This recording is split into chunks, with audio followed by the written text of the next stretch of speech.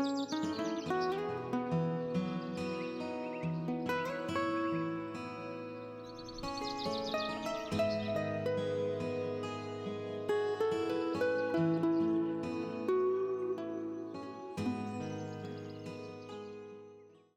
Brothers and sisters, रूहानी ज्ञान माला में आपका स्वागत है।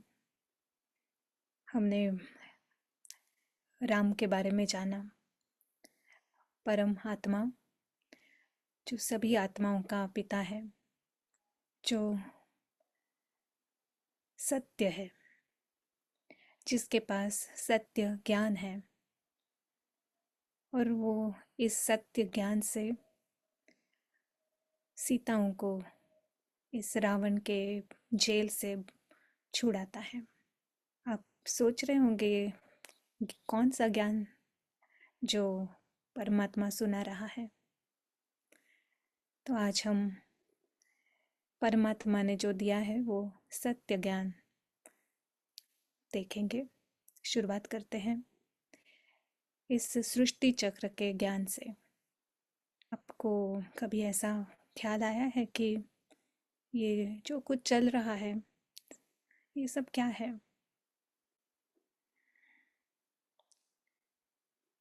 परमात्मा कहता है कि ये एक नाटक है।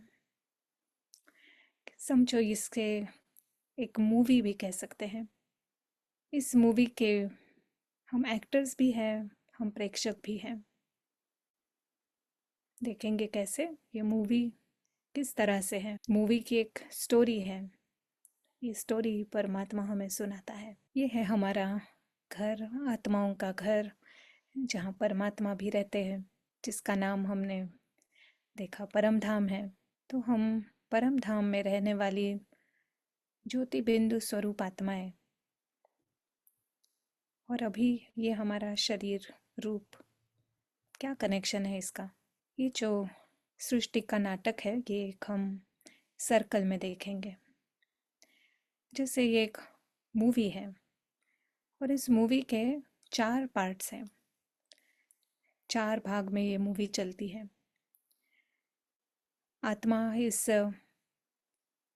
थिएटर में आती है इस ड्रामा को देखने के लिए, मूवी का अनुभव करने के लिए। और एक समय आता है जब वो थिएटर से वापस अपने घर चली जाती है।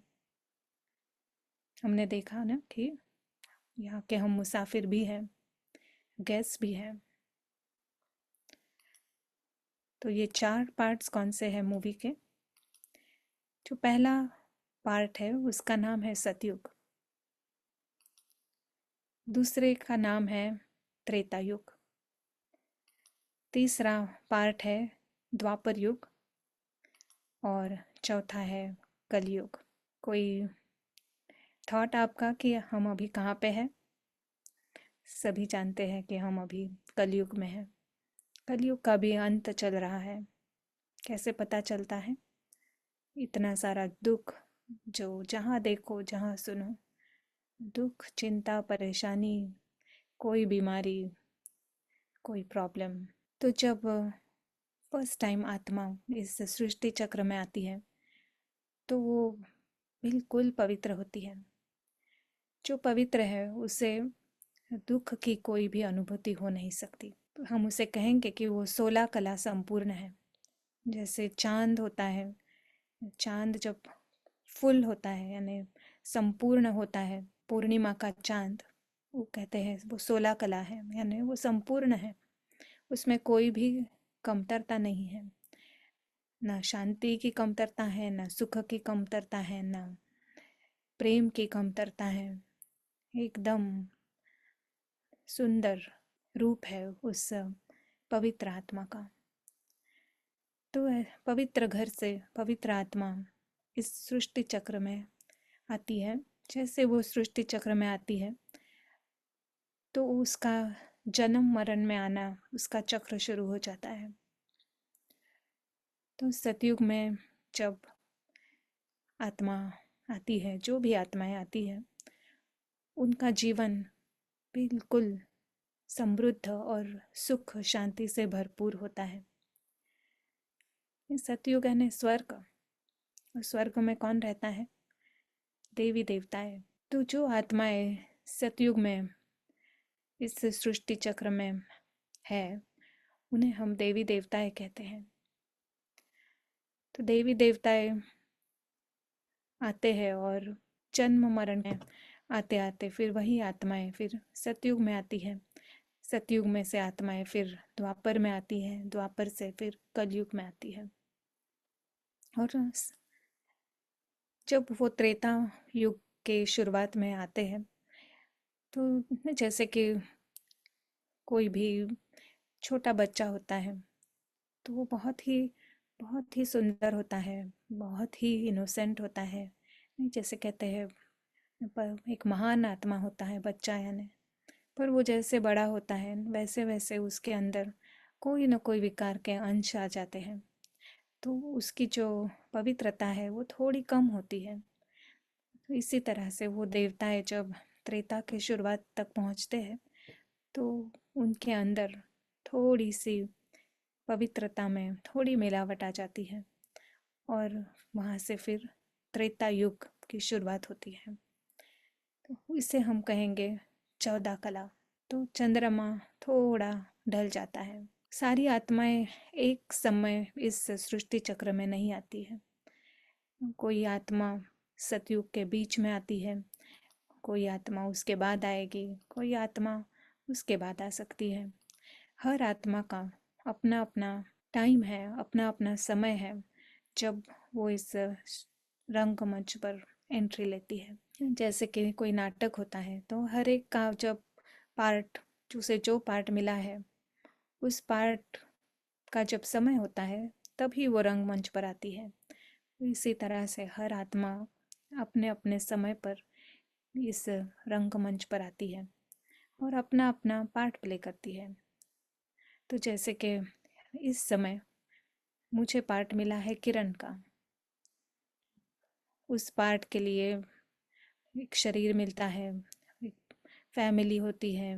पहले तो माँ बाप को मिलते हैं, फिर फैमिली बढ़ती है, फिर हम जो भी जहाँ पे भी हम पढ़ते हैं, जिनके भी संबंध संपर्क में आते हैं, हमारे फ्रेंड्स होते हैं, घर होता है, पैसे, ये सारा इस रोल को प्ले करने के लिए यहाँ इस सृष्टि में हमें मिली हुई जैसे अमानत है। फिर वही आत्मा एक बार इस सृष्टि चक्र में जब आ जाते हैं, तो वो आगे बढ़ते हैं। वापस रिटर्न जर्नी अंत में ही होती है। जब कलयुग अंत होता है उसी समय आत्मा रिटर्न होती है। एक बार इस चक्र में आई तो वो जन्म मरण उसका कंटिन्यू होता है। सतयुग में हमारी आयु बड़ी होती है, जैसे ये देख रहे हैं एग्जैक्ट सेम ड्यूरेशन है। ये जो अवधि है हर युग की, ये समान है, एक समान। पर जब सतयुग में है तो वहाँ पे जीवन लंबा है। जैसे हम त्रेता में आते हैं तो वही हमारी आयु जो है वो थोड़ी कम हो जाती है। द्वापर में आते हैं हम तो द्वापर में और कम होती है, और कलयुग में तो उसके कोई गारंटी ही नहीं है। द्वापर से लेकर हमारे अंदर बीमारियां आती है, कोई ना कोई प्राकृतिक आपदाएं, लड़ाइयाँ, अनेक परिस्थितियों की वजह से भी हम सब हमारा शरीर छोड़ सकते हैं। पर सतयुग और त्रेता में ये ऐसी दुनिया है कि जहाँ पे दुख का कोई भी नाम निशान नहीं। आप समझ सकते हैं, आप सोच सकते हैं कि ऐसी कैसी दुनिया होगी जहाँ पे कोई भी शरीर की बीमारी नहीं है, कोई भी मानसिक बीमारी नहीं है, कोई भी डर नहीं है, कोई भी प्राकृतिक आपदा नहीं आ सकती है। सुख और शांति से भरपूर ऐसा जीवन सतयुग और त्रेता में आधा कल्प ऐसी इस सृष्टि की रचना है जिसे हम स्वर्ग कहते हैं। तो वहाँ डॉक्टर भी नहीं चाहिए, वहाँ पे कोई पुलिस की भी ज़रूरत नहीं है, क्योंकि कोई भी चोर नहीं है, सबके पास अपार धन है। सोने के महलों में रहते हैं, हीरे जवाहरात की कोई कमी नहीं है। और खाना पीना किसी को भी कोई भी चीज़ की कमतरता नहीं है। और सभी के शरीर बिल्कुल सुंदर, कभी किसी को बीमारी नहीं हो सकती है, तो डॉक्टर की भी ज़रूरत नहीं है। सिर्फ खुशी और आनंद का जीवन ये देवताएं व्यतीत करते हैं। तो कैसे लगी अब तक की इस मूवी की स्टोरी? प्रश्न होगा कि वो देवताओं की आत्माएं अब कहाँ हैं? क्या हमारे आसपास है? या हो सकता है हम भी वही आत्माएं हैं, वही देवताओं की आत्माएं सतयुग, त्रेता युग, द्वापर युग, कल युग और फिर संगम युग में है। आप ज़रूर इसके ऊपर विचार कीजिए। बची हुई स्टोरी हम नेक्स्ट सेशन में सुनेंगे। Thank you.